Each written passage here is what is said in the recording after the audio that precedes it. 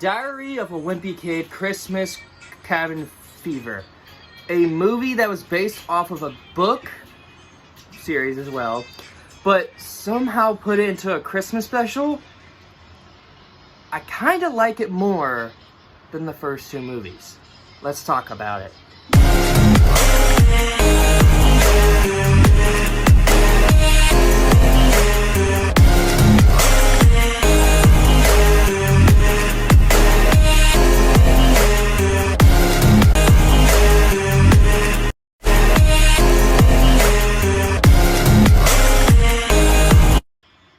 What's going on, guys? It's your boy Daily Reacts TV here, and welcome back to another review where today we are reviewing Diary of a Wimpy Kid, Christmas Cabin Fever.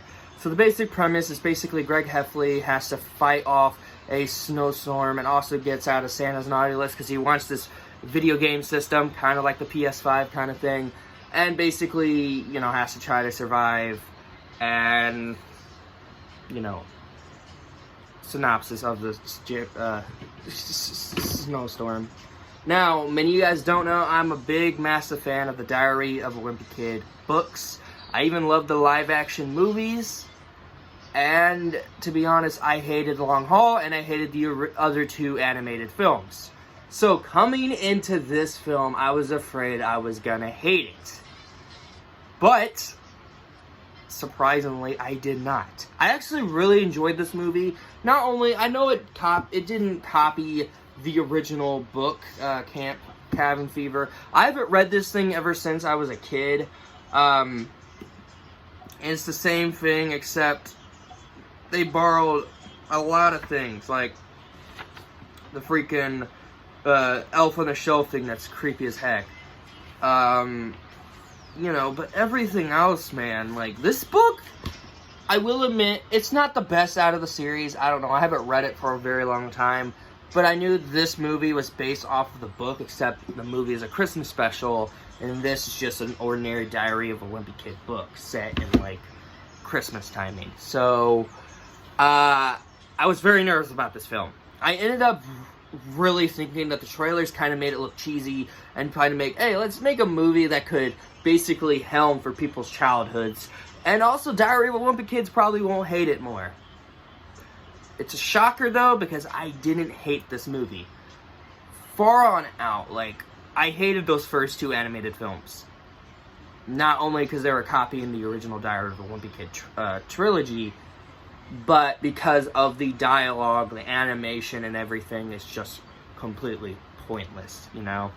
But I will say, the animation still doesn't look good in this movie. It's not bad. I mean, it's still bad. The animation still doesn't look great. The characters just look funky. It doesn't look as original. You know, I understand that they're trying to go to the original route of what the books were. But again, the animation's just flat out terrible.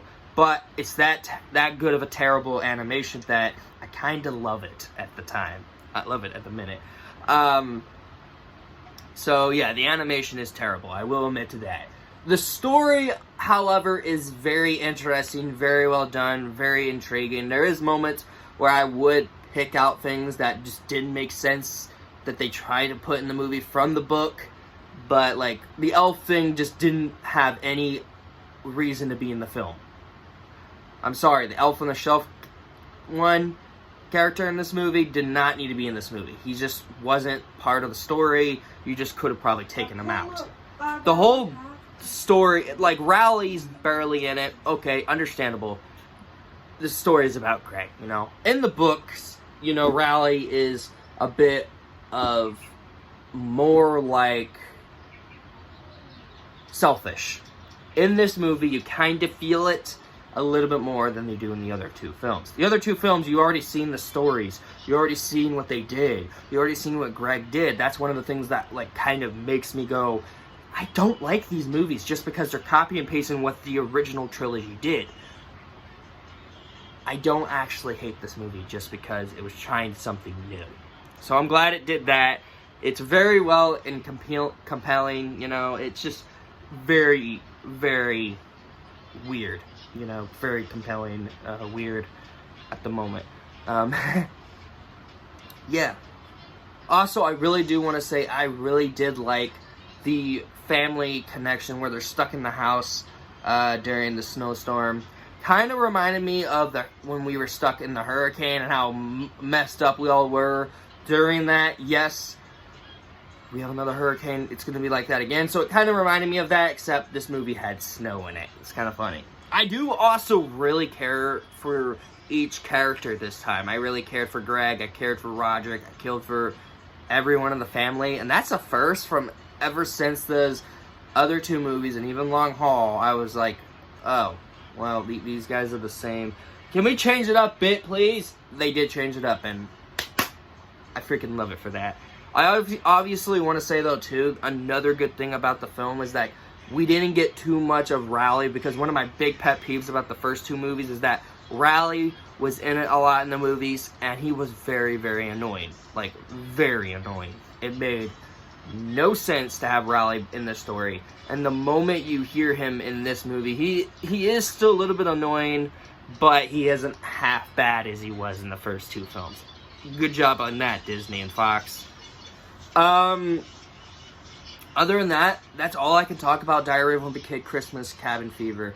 I recommend this movie a lot if you're a Diary of a Wimpy Kid film, and even if you didn't like those first two, I think you will still end up enjoying this one. I'm giving Diary of a Wimpy Kid, Christmas, Cabin Fever a well-deserved 6 out of 10. It's not great, it's not good, but I didn't hate it, and that's a good thing. As always, I would love to know what you guys think of Diary of a Wimpy Kid, Christmas, Cabin Fever. You let me know in the comments below. I will be reviewing Jingle All the Way and reviewing The Grinch with TV Bean. And then you guys already got my Santa Claus Season 2 rant video, which is actually coming out on Christmas Eve. It's premiering on Christmas Eve. You guys know the drill. Take care, you guys.